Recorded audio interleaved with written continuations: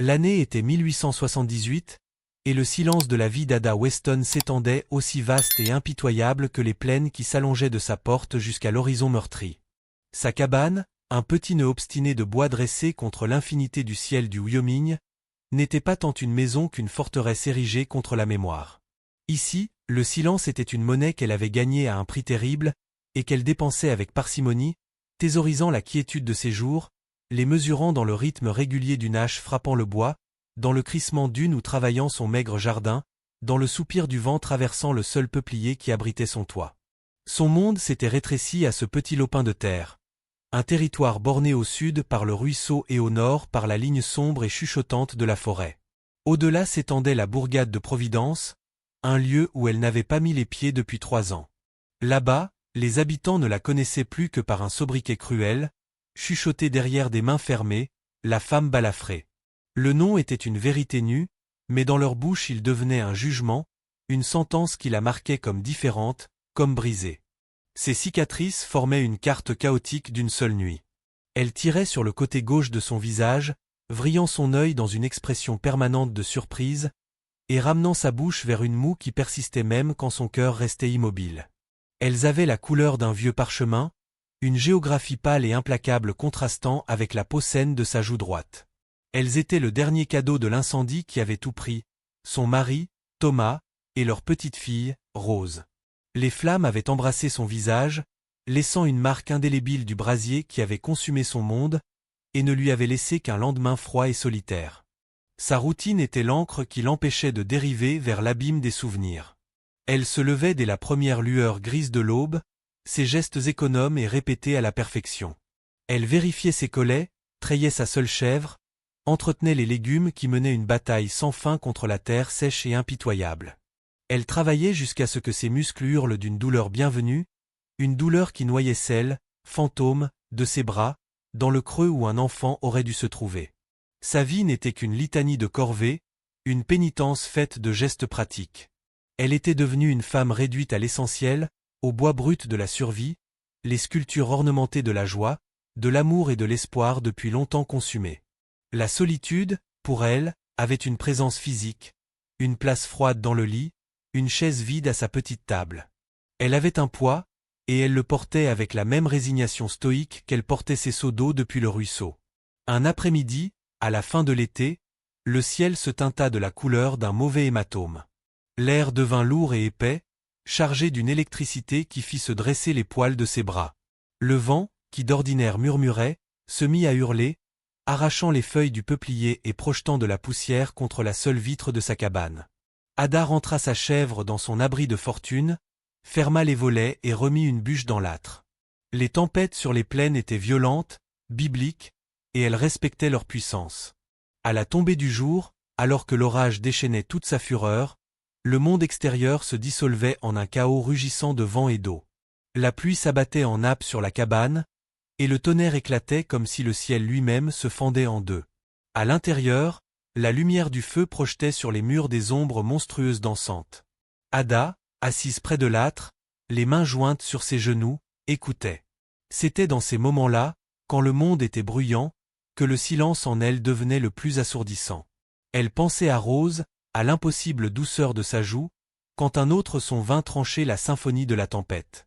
C'était faible, presque perdu dans une rafale, mais indéniable. Un cri aigu, mince, qui n'appartenait ni à une bête, ni au hurlement d'un cougar ou au cri d'un coyote. C'était le son d'un enfant. Ada se figea, son cœur battant contre ses côtes. Un tour du vent, se dit-elle. Une illusion née du deuil, un écho cruel des pleurs qui hantaient ses rêves. Mais le son revint, plus clair cette fois. Un sanglot désespéré, terrifié, emporté par la tempête. Il venait de la forêt. Tous ses instincts lui criaient de rester à l'intérieur, de barricader la porte, d'entretenir le feu. Le mont d'or de sa clairière n'avait apporté que douleur. La forêt, c'était le territoire des Cheyennes, fait que les habitants de Providence ne manquaient jamais de rappeler, agrémentant leurs propos de récits de sauvagerie que, dans son cœur, Ada soupçonnait n'être que de la peur déguisée. Intervenir, se mêler à quoi que ce soit au-delà de sa survie, c'était inviter le désastre. Soit des ennuis avec les gens de la ville, qui la voyaient comme une paria, soit avec les Cheyennes, qui la prendraient pour une menace. Et pourtant, se sont transpercées ces murailles soigneusement construites. C'était le cri d'une petite créature perdue, seule, livrée au creux de la tempête. C'était un son qui résonnait avec la partie la plus blessée de son âme. Longtemps, elle lutta contre elle-même, le froid calcul de la survie affrontant un instinct qu'elle croyait mort dans les flammes. Puis, dans un gémissement qui semblait venir des fondations même de son être, Ada se leva. Elle enfila son manteau usé d'huile, alluma une lanterne et déverrouilla la porte. Le vent la lui arracha des mains, la plaquant contre le mur de la cabane, tandis qu'elle s'avançait dans le maelstrom. La lumière de la lanterne n'était qu'une flamme vacillante, peinant à fendre la pluie battante. Ada la protégea de son corps, la tête baissée contre le vent, progressant vers la lisière des arbres. Le sol déjà gorgé d'eau aspirait ses bottes dans la boue. Elle appela, mais sa voix fut engloutie par l'orage. Elle suivit le son, ce mince fil de misère humaine, ce phare fragile dans le chaos. Et elle le trouva. L'enfant était blotti au pied d'un pin massif, son petit corps secoué de tremblements. Ce n'était qu'un bambin, à peine 2 ans. Ses cheveux noirs plaqués contre son visage, sa tunique de cuir détrempée. C'était un enfant Cheyenne. Son visage n'était qu'un masque de terreur, strié de pluie et de larmes, ses yeux sombres écarquillés et perdus. Lorsque la lumière de la lanterne l'éclaira, il tressaillit, se plaquant plus fort contre l'écorce rugueuse. Le souffle d'Ada s'y coupa. Il était si petit, si désespérément seul. Toutes ses peurs, qu'elles concernent Providence, les préjugés ou la politique, s'évaporèrent d'un coup, remplacées par un élan impérieux, écrasant. Elle s'agenouilla dans la boue, tenant la lanterne basse pour ne pas l'effrayer davantage. Elle ne dit rien, consciente que sa voix ne ferait que redoubler sa panique. Lentement, elle tendit une main, paume ouverte. Un geste qu'elle utilisait pour calmer sa chèvre, un signe universel de paix. Il fixa sa main, puis son regard remonta à son visage.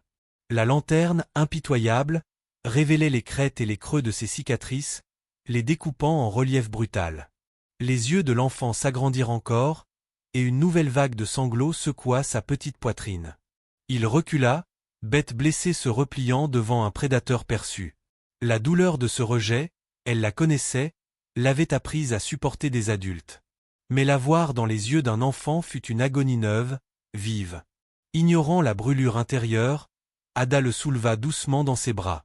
Il se raidit, se débattit un instant avec une force surprenante, ses petits poings frappant sa poitrine. Mais elle le serra, ferme et tendre, tournant son corps pour l'abriter du vent et de la pluie. Murmurant de vagues sons doux, ce langage universel du réconfort, elle le porta à travers l'obscurité rugissante, vers la chaleur vacillante de sa cabane. À l'intérieur, la chaleur et la lumière semblèrent le plonger dans un mutisme stupéfait. Ada referma la porte, repoussant la tempête dehors, et, un instant, ils restèrent immobiles au centre de la pièce, trempés, dégoulinant sur les planches du sol. L'enfant dans ses bras frissonnait violemment, sa peau glacée, sa peur presque palpable, une énergie sauvage contenue dans un corps minuscule. Ada se mit en mouvement avec une détermination qui surpassait sa propre fatigue et ses appréhensions. Elle le déposa sur le vieux tapis devant l'âtre, puis lui retira rapidement sa tunique détrempée. Elle l'enveloppa dans la couverture la plus sèche et la plus douce qu'elle possédait, celle qu'elle avait elle-même tissée au fil de longues soirées silencieuses. Lui, la fixait de ses grands yeux sombres, suivant chacun de ses gestes. Son regard scrutait les cicatrices qui marquaient son visage, traçant leurs cartes douloureuses. Il ne pleura pas, mais son silence pesait plus lourd encore que ses sanglots. Elle lui tendit un petit bol de lait de chèvre réchauffé près du feu. L'enfant détourna la tête, ses lèvres serrées en une ligne obstinée. Elle essaya un morceau de pain ramolli dans le lait, il refusa encore. Il était prisonnier, et elle avec son visage défiguré était sa geôlière. La confiance, ce pont fragile, ne se construirait pas en une seule nuit. Les heures s'étirèrent, rythmées par la pluie martelant le toit et les murs, par le grondement violent et constant de l'orage. L'enfant restait recroquevillé dans sa couverture, statue immobile de misère. Par moments, un tressaillement secouait son corps, et un gémissement sourd s'échappait de ses lèvres. Il appelait sa mère. Ada le savait, même si les mots lui étaient étrangers. Ce chagrin, elle le portait inscrit au plus profond de son être. Assise dans son vieux fauteuil à bascule, à quelques pas de lui, Ada le regardait. Un sentiment d'impuissance profonde et douloureuse la rongeait. Elle pouvait lui offrir chaleur et abri, mais pas le réconfort qu'il réclamait vraiment. Elle ne pouvait pas lui rendre sa mère, sa famille, son monde. Dans sa perte à lui, elle voyait un reflet terrifiant de la sienne. Deux naufragés, échoués sur l'île de son foyer, cernés par la tempête de leur deuil. À mesure que la nuit avançait, les gémissements de l'enfant se transformèrent en un pleur continu, brisé, au timbre désespéré. Ce n'était pas une plainte bruyante, exigeante, mais un son bas, désespérant, qui grattait les bords à vif de la douleur d'Ada jusqu'à lui donner l'impression de se briser. Elle essaya de lui parler à voix basse, en mots apaisants, mais pour lui, ce n'était que des sons étrangers. Elle tenta de s'approcher, mais il se replia, ses yeux fixés sur ses cicatrices. Alors, dans un geste né du désespoir, elle fit ce qu'elle n'avait pas fait depuis l'incendie, elle se mit à chanter. Ce ne fut pas une décision consciente, le chant monta de lui-même, comme puisé dans un puits oublié au fond d'elle. C'était une berceuse. Celle que sa propre mère lui avait chantée, celle qu'elle avait fredonnée à Rose durant les courts et beaux instants où elle l'avait eue. Sa voix, rouillée par des années de silence, était hésitante, éraillée au début, mais elle portait la mélodie. Les mots étaient simples, l'air une cadence douce et balancée. Mais dans chaque note, elle versa son chagrin inexprimé. Elle chanta la perte, la solitude, un amour qui brûlait encore comme un membre fantôme. Elle chanta pour Rose, pour Thomas, pour la femme qu'elle avait été. Peu à peu, sa voix se fit plus ferme, plus claire, emplissant la petite cabane d'un son plus profond que la fureur de la tempête. L'enfant cessa de pleurer. Sa tête s'inclina légèrement, et il la regarda. Son expression changea, passant de la terreur à une curiosité grave, presque sacrée. Le chant était une langue qu'il ne connaissait pas, mais la mélodie était universelle. Elle parlait de réconfort, d'une main douce dans l'obscurité. Ada continua, les yeux mi-clos, se laissant emporter par les souvenirs que la musique éveillait. Elle chanta des chants de trèfle, du bourdonnement des abeilles, d'un havre sûr et d'une lumière stable. Chaque note était prière, excuse, lamentation. Puis, lentement, l'enfant se mit à bouger. Il sortit de son cocon de couverture, rampant sur le tapis vers son fauteuil. La voix d'Ada faiblit un instant, mais elle se força à continuer, gardant un rythme doux et régulier. Il s'arrêta juste devant ses pieds, levant les yeux vers elle. Son regard n'était plus rivé sur ses cicatrices, mais sur sa bouche, d'où venait ce son. Elle termina un couplet, enchaîna sur un autre, sa voix désormais réduite à un souffle. Alors, l'enfant tendit une petite main hésitante et la posa sur son genou. Le contact fut un choc, une étincelle de chaleur jaillissant droit vers le cœur gelé d'Ada. Puis il se roula contre elle, la tête appuyée sur sa botte, son petit corps enfin détendu. Ada chanta encore, longtemps, jusqu'à ce que sa gorge soit à vif, jusqu'à ce que ses yeux brûlent de larmes retenues. Elle n'osa pas s'arrêter, pas bouger, de peur de briser ce sort fragile. L'enfant s'endormit ainsi, son souffle se calant dans une lente cadence régulière.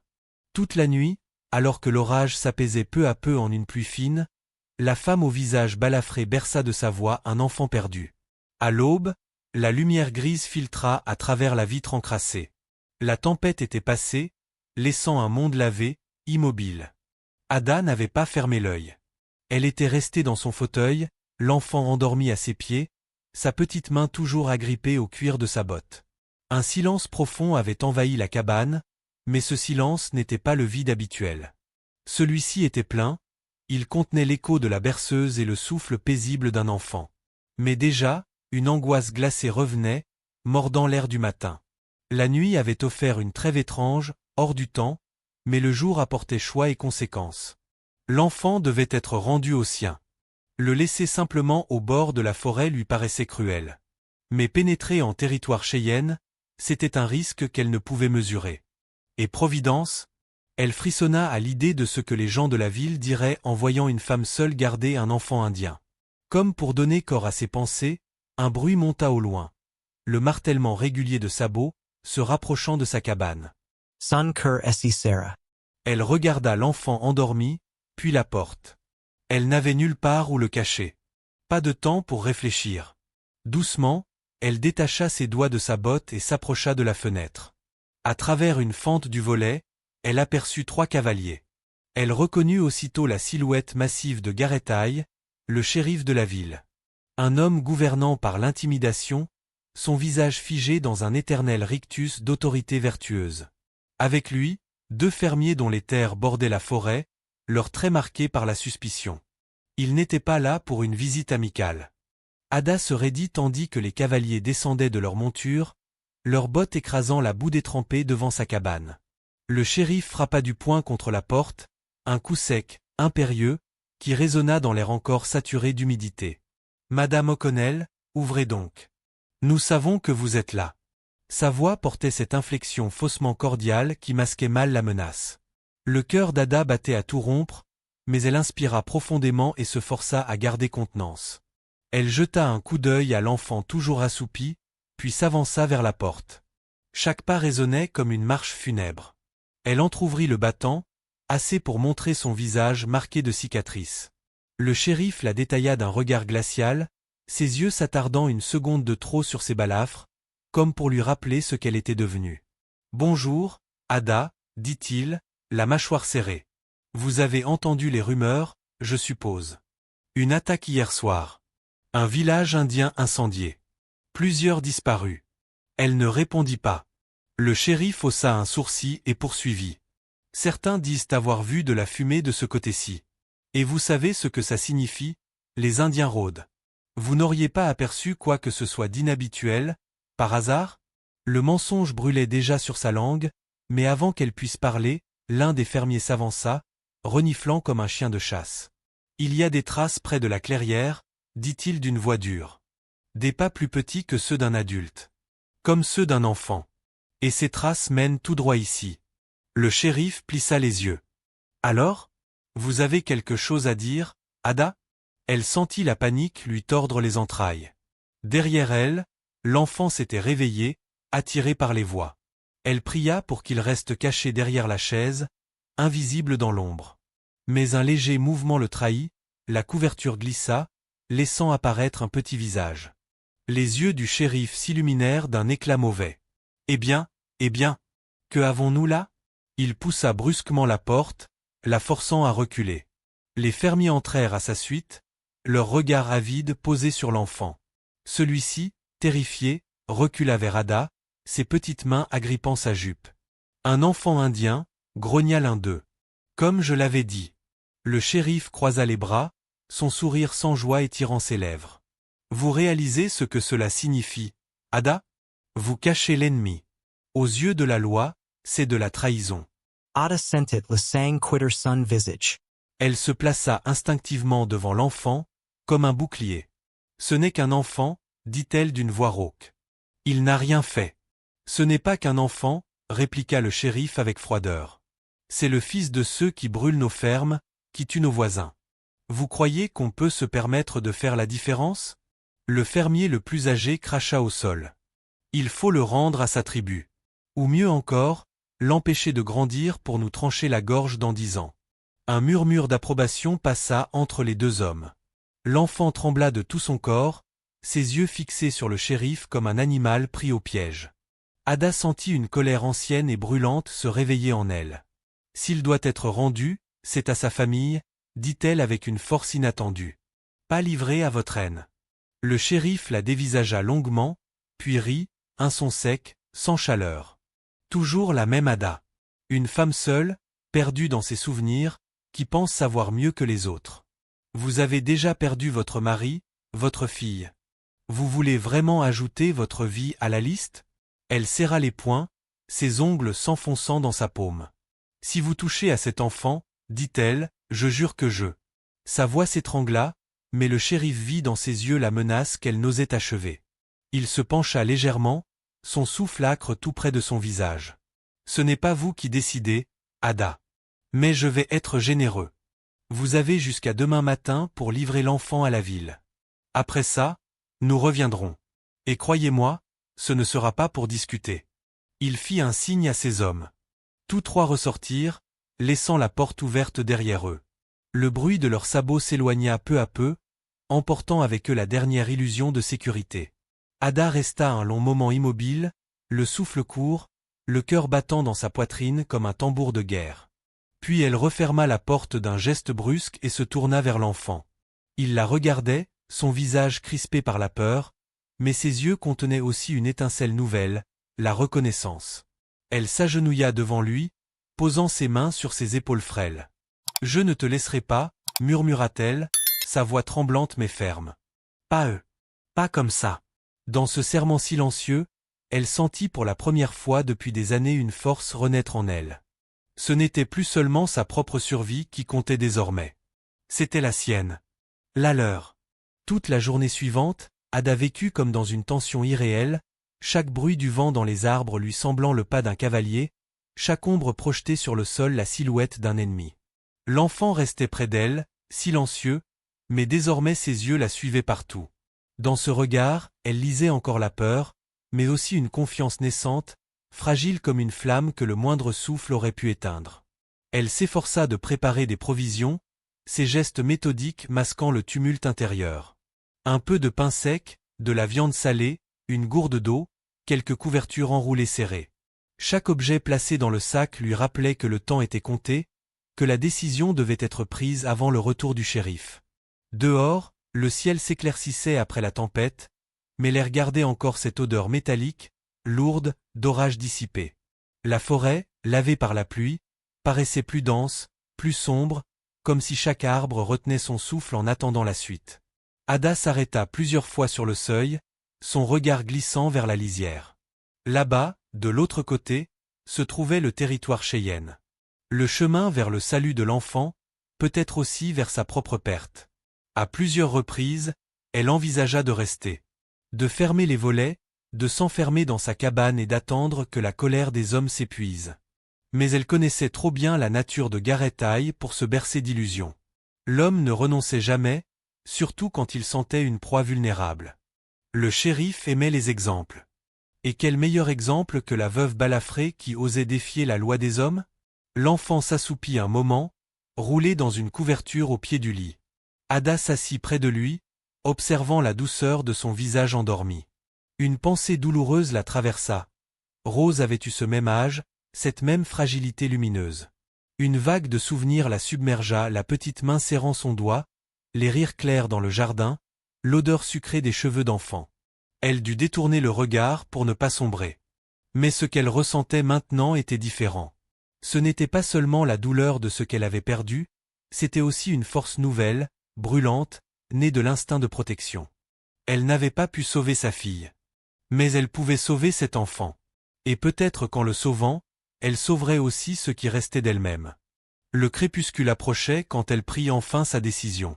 Elle enfila son vieux manteau de laine, ajusta son châle pour masquer le plus possible ses cicatrices, puis glissa le sac sur son épaule. Elle secoua doucement l'enfant, qui s'éveilla en sursaut, ses yeux sombres écarquillés. « Viens » murmura-t-elle. « Nous devons partir. » Il ne comprit pas ces mots, mais il sentit l'urgence dans son ton. Sans protester, il se laissa soulever. Elle le porta un instant, puis le posa à terre, lui tendant la main. Après une hésitation, il la prit. Ce geste simple résonna en elle comme une promesse muette. Ils quittèrent la cabane à la tombée de la nuit, s'enfonçant dans la forêt. Les sons nocturnes s'éveillaient tout autour, le ululement d'une chouette, le craquement lointain d'une branche, le chuchotement de la brise dans les feuilles encore humides. Chaque bruit la tenait en alerte.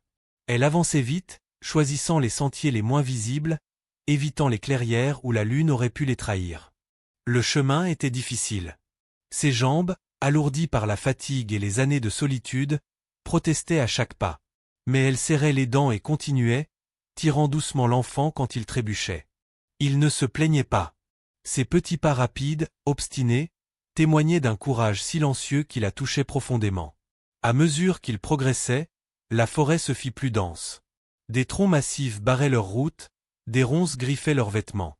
Ada sentait l'humidité s'infiltrer dans ses bottes, le froid mordre ses doigts.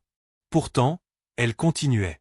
Le souffle régulier de l'enfant à ses côtés la poussait en avant. À un moment, ils entendirent au loin le hennissement d'un cheval. Le cœur d'Ada manqua un battement. Elle fit signe à l'enfant de se taire et le tira vers un fourré. Tous deux restèrent blottis dans l'ombre, immobiles comme des pierres. Les sabots résonnèrent un instant, puis le bruit s'éloigna. Quand le silence revint, Ada sentit ses muscles se relâcher, mais son angoisse demeura plus vive encore. Le shérif n'attendrait pas l'aube. Il viendrait plus tôt. Ils reprirent leur marche, plus vite, plus loin dans l'obscurité. Le ciel s'ouvrait par endroits entre les branches, laissant paraître des fragments d'étoiles pâles. Ada leva les yeux vers elle, cherchant dans leur lueur une direction, un signe.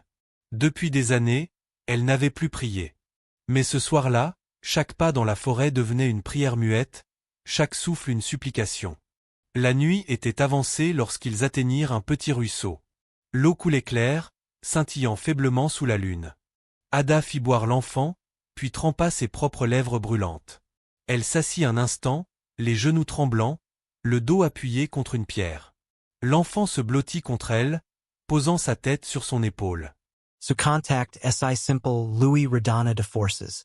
Nous y arriverons, murmura-t-elle dans le silence. Nous devons y arriver.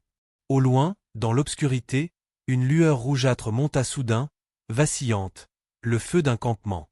Ada sut alors qu'ils s'approchaient. Que les heures les plus décisives étaient devant eux. Et qu'il n'y aurait pas de retour possible. Le feu lointain grandissait à mesure qu'ils approchaient, dessinant des cercles orangés dans l'obscurité. Le cœur d'Ada battait à tout rompre. Chaque pas l'enfonçait un peu plus dans une frontière invisible, là où la peur des Blancs rencontrait la colère des Cheyennes. Elle savait que s'il la surprenait, elle risquait tout, sa vie, celle de l'enfant, peut-être même une vengeance immédiate. Mais reculer n'était plus possible. Elle s'accroupit au bord de la clairière, dissimulée derrière un épais rideau de branches. Elle observait en silence le camp. Des silhouettes se dessinaient autour du feu. Des femmes agenouillées qui broyaient du maïs, des enfants jouant près des flammes, des hommes veillant à l'extérieur, leurs visages graves, armés de lances et d'arcs. La douleur de la veille semblait imprégner l'air même, une tension sourde, une vigilance farouche. Ce peuple avait été blessé, et la blessure saignait encore. Ada sentit l'enfant à ses côtés se raidir. Ses yeux sombres brillaient d'une intensité nouvelle, il reconnaissait les siens. Son souffle s'accéléra, et une plainte basse lui échappa, un appel muet vers ceux qui partageaient son sang. Ada posa une main apaisante sur son épaule, mais son propre courage vacillait. Devait-elle s'avancer? Leur donner l'enfant et implorer leur clémence? Ou attendre, craignant de déclencher leur colère? Elle prit une inspiration profonde et se redressa. Ses jambes tremblaient mais la décision était prise. Elle se montra lentement, sortant de l'ombre, l'enfant serré contre elle. Immédiatement, un cri jaillit du camp, suivi du bruit de pas précipités. Les hommes armés se levèrent, leurs regards acérés fixés sur la silhouette étrangère. Les femmes interrompirent leurs gestes, les enfants s'enfuirent derrière les adultes. Ada leveles du mains. Palms averts. Signa universal de pax. Sa voix trembla, mais elle trouva la force de parler. Je ne suis pas venu pour faire du mal. J'apporte votre enfant. Le silence qui suivit était lourd, oppressant, comme suspendu au bord d'une lame. Puis un vieil homme s'avança, ses traits marqués par les années et les batailles. Ses yeux sombres brillaient d'une intelligence farouche. Il échangea quelques mots rapides dans sa langue avec les autres, puis fixa Ada d'un regard perçant. L'enfant se débattit soudain dans ses bras, tendant les mains vers le vieil homme. Ada lulisa parter. Il courut à travers la clairière et se jeta dans les bras d'une femme en pleurs, qui l'étreignit comme si elle voulait l'absorber tout entier dans son corps. Les cris de joie, de soulagement, s'élevèrent alors, brisant la tension. Plusieurs femmes se mirent à chanter, des voix vibrantes, emplissant la nuit d'une mélodie grave et puissante. Ada resta immobile. Le cœur serra. La scène devant elle était belle, mais aussi douloureuse. Elle avait ramené l'enfant à sa famille, mais déjà elle sentait le gouffre qui la séparait de ce cercle d'amour retrouvé. Elle était l'étrangère, la cicatrice vivante, la femme du peuple qui avait contribué à la perte des leurs. Le vieil homme s'approcha d'elle. Deux guerriers l'encadraient, leurs regards méfiants rivés sur elle. Il parla, d'une voix lente, pesée. Ses mots lui étaient incompréhensibles, mais son ton, grave et interrogatif, laissait peu de doute. Il voulait savoir pourquoi elle avait fait cela. Ada posa une main sur sa poitrine, puis désigna l'enfant. Elle répéta ce geste 2 fois, puis inclina la tête. Ses yeux se remplirent de larmes qu'elle ne chercha pas à retenir. Elle n'avait pas de mots, seulement la vérité nue de son geste. A long silence s'installa. Les flammes du feu crépitaient, projetant des ombres mouvantes sur les visages attentifs. Enfin, le vieil homme fit signe à ses compagnons de reculer.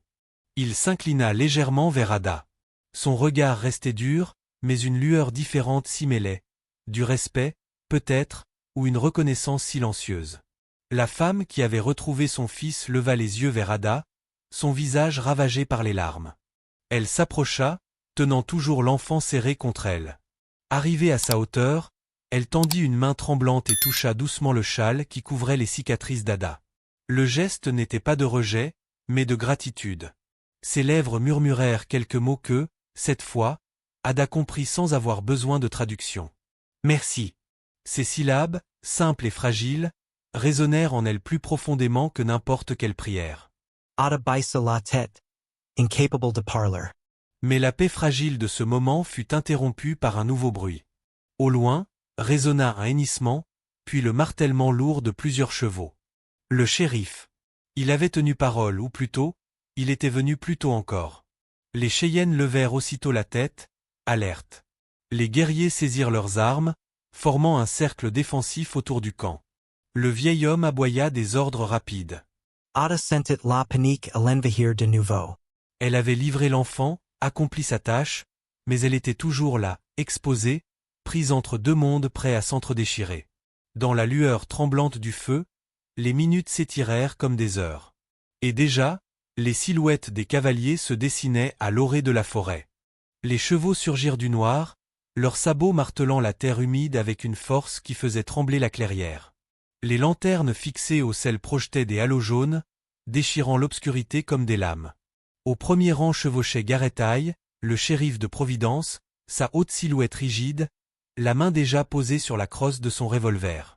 Derrière lui, deux fermiers armés de fusils, leurs visages crispés par la peur et la haine. Le camp entier s'était figé. Les femmes étreignaient leurs enfants, les hommes se tenaient prêts, arcs bandés, fusils levés. L'air vibrait d'une tension insupportable. Ada, au milieu de cette frontière invisible, sentait son cœur cogner comme un tambour de guerre. Elle comprit qu'un seul mot, un seul geste de travers pouvait transformer ce face-à-face en massacre. Le shérif tira sur les rênes et immobilisa sa monture. Ses yeux froids se posèrent sur Ada, puis sur la foule des Cheyennes derrière elle. Il cracha à terre, un jet sombre qui tomba dans la poussière. Sa voix claqua, sèche, pleine d'autorité. « Weston. Expliquez-moi ce que vous faites ici, avec cette engeance. » Il avait craché le mot comme un poison, engeance, et les guerriers tressaillirent, prêts à répondre. Mais le vieil homme leva la main, imposant le silence à son peuple. Ses yeux demeuraient fixés sur le shérif, mais il ne parla pas. Il attendait. Ada sentit que c'était à elle de prendre la parole. Sa gorge était sèche, mais elle força sa voix à sortir, claire malgré le tremblement qui la traversait. Cet enfant était perdu dans la tempête. J'ai seulement fait ce que n'importe quel être humain aurait dû faire. Je l'ai ramené à sa famille. Gareth éclata d'un rire bref, sans joie. Vous appelez ça de l'humanité? Moi, je vois une trahison. Vous cachez leurs petits, demain vous les nourrirez, et après-demain vous nous planterez un couteau dans le dos avec eux. Ces mots frappaient comme des coups de fouet. Ada sentit les regards peser sur elle, ceux des hommes du shérif, brûlants de suspicion, mais aussi ceux des Cheyennes, attentifs, comme pour juger si elle allait fléchir. Elle redressa la tête. Pour la première fois depuis des années, elle ne se sentit pas courbée sous la honte de ses cicatrices. Sa voix se fit plus ferme. « J'ai déjà perdu une famille dans les flammes. Je n'en livrerai pas une autre à la mort. » Un silence brutal suivit, seulement brisé par le souffle nerveux des chevaux. Le shérif s'avança de quelques pas, son regard glacé fixé sur elle. « Vous croyez que ces sauvages vous respecteront? Vous croyez qu'ils verront autre chose qu'une femme faible et défigurée ?» Il tendit la main comme pour l'attraper, mais il s'arrêta net. Car derrière Ada, dans l'ombre mouvante des arbres, un mouvement venait d'apparaître. D'abord un, puis 10, puis des dizaines de silhouettes. Les Cheyennes, jusqu'alors tapis dans la nuit, sortaient de la forêt comme un fleuve silencieux. Des guerriers à cheval, d'autres à pied, des lances brillantes, des fusils levés. Ils n'avaient pas besoin de crier. Leur simple présence écrasait l'air, renversait l'équilibre des forces. Les deux fermiers blanchirent de terreur. L'un recula instinctivement, tirant son cheval en arrière. L'autre serra son fusil contre lui, ses doigts tremblants. Seul Gareth tenta de garder contenance, mais la raideur de ses épaules trahissait la peur. Le vieil homme, que tous semblaient écouter, fit un pas en avant. Il leva une main ouverte, non pas en menace, mais en autorité. Les murmures s'éteignirent aussitôt. Le vent seul bruissait dans les feuilles. Il parla alors, dans sa langue, d'une voix profonde qui résonnait comme un tambour. Ada ne comprit pas les mots, mais elle en saisit le poids. C'était une déclaration, un jugement rendu devant son peuple et devant les étrangers. Puis, dans un geste solennel, il plaça son poing fermé contre sa poitrine et inclina la tête vers elle. Un frisson parcourut Ada. Elle comprit sans traduction, il lui rendait honneur. Le shérif se tourna lentement vers ses hommes, puis vers la masse silencieuse des Cheyennes. Pour la première fois, son autorité se fissurait, son masque d'homme sûr de lui se craquelait. Il grogna. Cette folie ne fait que commencer. Puis il tira brusquement sur les rênes et fit demi-tour. Ses hommes l'imitèrent, soulagés de fuir cet équilibre trop précaire. Le martèlement de leurs chevaux s'éloigna, se fondant dans la nuit. Le camp demeura immobile encore un moment, comme si chacun s'assurait que le danger avait réellement passé. Puis, peu à peu, les armes s'abaissèrent. Les femmes reprirent leur souffle, les enfants sortirent de leurs cachettes. La tension se dissolvait, mais restait une vigilance sourde. Le vieil homme fit quelques pas vers Ada. Ses yeux rencontrèrent les siens. Cette fois, il n'y avait ni dureté ni défi, seulement une reconnaissance muette. À ses côtés, la mère de l'enfant s'approcha, serrant toujours son fils contre sa poitrine. Elle inclina légèrement la tête, et un murmure s'échappa de ses lèvres. « Tu as chanté pour lui. » Ada cligna des yeux. Elle ne savait pas comment ces mots étaient parvenus jusqu'à elle, s'ils étaient prononcés dans un anglais hésitant ou simplement ressentis dans son cœur. Mais elle en saisit le sens. Son chant, fragile et rouillé, avait franchi des frontières que ni la haine ni la peur n'avaient réussi à briser.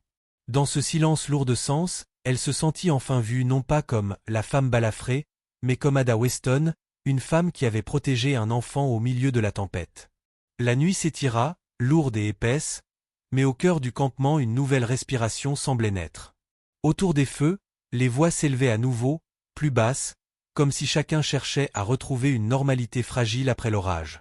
Les enfants riaient timidement, les femmes reprenaient leurs gestes quotidiens, et pourtant une tension persistante, comme une cicatrice invisible, planait toujours dans l'air. Ada s'assit près d'un feu, les mains serrées contre ses genoux. La chaleur des flammes l'atteignait à peine, tant son esprit demeurait en tumulte. Chaque mot du shérif résonnait encore dans son crâne. Trahison, faiblesse, défiguré. Elle connaissait trop bien ce poison. C'était celui qui, des années durant, l'avait maintenue prisonnière d'elle-même. Pourtant, ce soir, quelque chose avait changé. Quand elle avait levé la voix face à Gareth, elle avait senti une force nouvelle, un refus de se plier. Elle avait tenu tête non seulement à un homme de loi, mais à l'ombre de tous ceux qui l'avaient méprisé depuis l'incendie. Elle ferma les yeux un instant. Le vent portait l'odeur de la fumée, du cuir chauffé, de la terre humide. Et, au milieu de ce mélange, une autre présence, plus douce. Celle de l'enfant endormi, roulé dans une couverture, sa respiration régulière semblable à un souffle de paix. Le vieil homme revint s'asseoir près d'elle. Il ne parla pas tout de suite. Ses traits sévères semblaient sculptés par des siècles de patience. Puis il inclina légèrement la tête, comme pour la sonder. Il dit quelques mots dans sa langue, puis ajouta en anglais, rugueux mais clair. Une flamme ne choisit pas ce qu'elle brûle. Mais toi, tu as choisi de protéger. Ada resta muette. Elle ne savait pas s'il s'agissait d'un reproche ou d'un remerciement. Le vieil homme poursuivit. Beaucoup ici pensent que les étrangers n'apportent que la guerre. Pourtant ce soir, ton chant a arrêté des lames. Il tendit alors la main vers elle, paume ouverte. Ce geste, simple en apparence, portait une solennité qui la bouleversa. Elle hésita, puis posa sa main dans la sienne. Sa peau était rugueuse, mais l'étreinte était ferme, respectueuse. Autour d'eux, plusieurs guerriers observaient la scène en silence. Dans leurs yeux brillait une curiosité nouvelle, mêlée à une prudence ancestrale. Pour la première fois, Ada ne se sentit pas seulement tolérée, mais reconnue. La mère de l'enfant s'approcha ensuite, tenant toujours son fils contre elle. Elle s'accroupit devant Ada, et ses yeux noirs, profonds, la fixèrent avec une intensité troublante. Elle parla lentement, comme si chaque mot pesait d'un poids sacré. « Tu l'as ramené de la neige. Tu as chanté quand la tempête voulait l'emporter. Tu n'es pas étrangère à son souffle. » Puis, dans un geste inattendu, elle prit une plume d'aigle qu'elle portait attachée à ses cheveux et la plaça dans les mains d'Ada. La plume tremblait légèrement, illuminée par la flamme. « Garde-la. Qu'elle te rappelle que ta voix a franchi la nuit. » Ada sentit ses yeux s'embuer.